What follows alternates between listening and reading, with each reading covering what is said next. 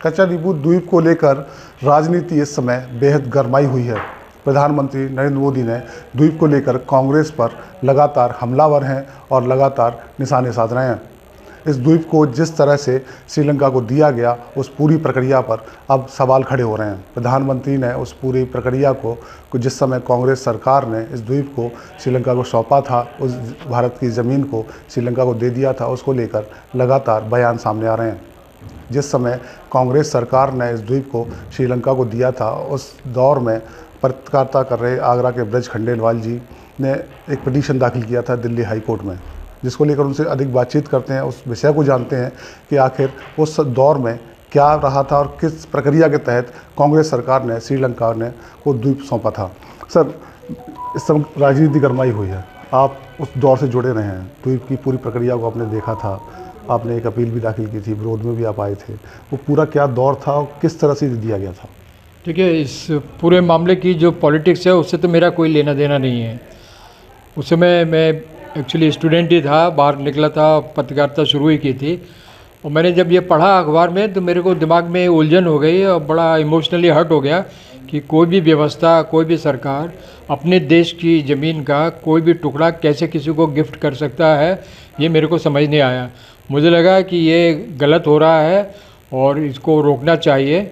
इसी कशमकश में मुझे किसी ने सलाह की कि भैया कोर्ट का रास्ता देखो, क्योंकि पॉलिटिशियन तो सुनेगा नहीं। तो मैंने फिर दिल्ली हाई कोर्ट में याचिका दायर की। उसमें मैंने जो प्ली ली थी वो ये थी कि भाई आज संबंध अच्छे हैं, कल को ख़राब हो सकते हैं, तब क्या होगा। तो क्योंकि सरकार की तरफ से बार बार ये कहा जा रहा था कि दोनों देशों के संबंध और प्रगाढ़ हों, मजबूत हों, सीमेंटेड हों, इसलिए ये हम कर रहे हैं।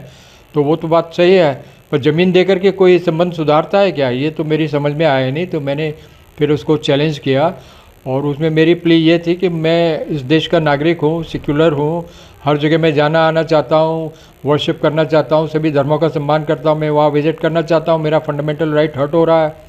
तो इस पर कोर्ट ने सवाल किए और काफ़ी बहसबाजी हुई और लोकस स्टैंडाई का भी सवाल हुआ कि भाई आपका क्या लेना देना है, आपका क्या वजूद है, वगैरह वगैरह, आपका कोई डायरेक्ट उससे संबंध नहीं है। और इसलिए इसको पर जो केस फाइनली डिस्पोज ऑफ हुआ उसकी वजह ये थी कि हमारे फंडामेंटल राइट्स सस्पेंडेड रहे थे उस स्थिति में, क्योंकि 1971 का जो इमरजेंसी था वो चल रहा था। तो हमारे जो राइट्स थे वो कटेल थे और उस पर क्रियान्वयन नहीं हो सकता था। कोर्ट ने ये प्ली लेकर के और उन्होंने कहा कि इसमें कोई दम नहीं है, इसको ख़त्म किया जाता है और आपका कोई इससे लेना देना नहीं है। वो मामला वहाँ ख़त्म हो गया। और जो मुद्दे खड़े हुए थे और जो सवाल उठाए गए थे वो खड़े हुए हैं और आज बोतल से जिन्न बाहर निकल आया है।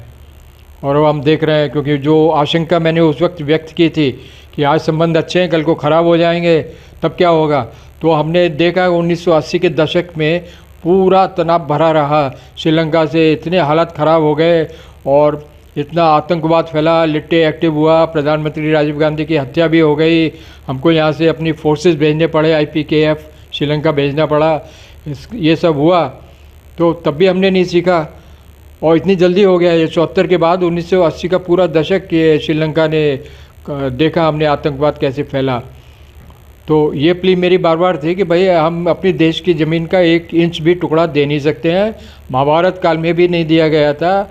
उसने तो साफ कहा था कौरव ने, दुर्योधन ने, कि 1 सुई की नोक के बराबर भी भूमि नहीं दूंगा मैं। तो हम इतनी दरियादिली क्यों दिखा रहे हैं, ऐसी क्या मजबूरी है, ये बताया जाए। पर वहाँ तो चुप्पी साधी हुई थी, सबके साथ पूरा पॉलिटिकल सिस्टम एक तरीके से इस मामले में चुप रहा और ये मामला वहीं ख़त्म हो गया। 77 में इमरजेंसी के बाद जनता पार्टी सरकार आई, वहाँ भी हमने लोगों को कहा, उन्होंने भी यही कहा कि भाई 2 देशों के संबंधों का मामला है, क्यों ख़राब कर रहे हो, माहौल अच्छा है, अब चुप हो जाओ। हम भी चुप हो गए, अपने काम धंधे में लगे, क्योंकि हमारा तो ये पेशा नहीं था, लड़ाई झगड़ा पॉलिटिक्स तो थी नहीं। तो वो मामला वहाँ ख़त्म हो गया। अब 4 दिन से लगातार जब प्रधानमंत्री जी ने ये मुद्दा उठा दिया है, तमिलनाडु पॉलिटिक्स में इसका भावनात्मक बहुत प्रतिक्रियाएँ होने की संभावना भी है। तो ये मुद्दा इतना बड़ा उठ गया है कि अब हर आदमी सवाल कर रहा है। बहुत से लोग मुझे पूछ रहे हैं कि ये कैसे हो गया, ये कैसे हो गया, ऐसे ज़मीन का आप नक्शा कैसे बदल सकते हो भारत का, जो 47 में अंग्रेज़ों ने आपको जो दिया उसको आपने कैसे बदल दिया, आपने अपनी ज़मीन का एक आइलैंड ही दे दिया पूरा। तो बाद में अब जुड़ रहे हैं, नई नई जानकारियाँ मिल रही हैं कि कई और टापू भी दिए गए हैं। और बाउंड्री का एडजस्टमेंट तो होता है, वो तो समझ में आता है, पर एक दान में दे देना जो लीगली आपकी संपत्ति है, वो एक बड़ा अटपटा और बेतुका मुझे लगा आइडिया है।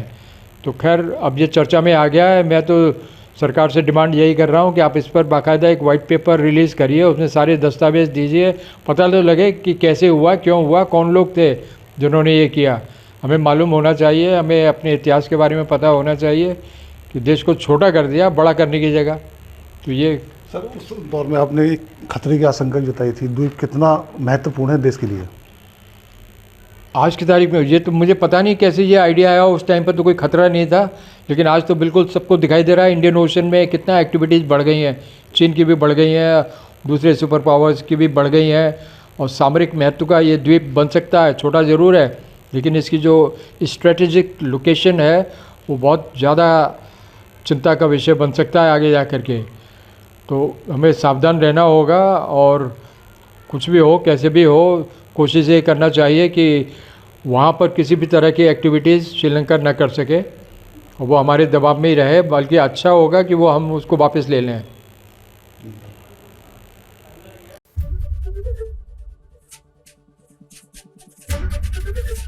एबीपी गंगा, खबर आपकी, जुबान आपकी।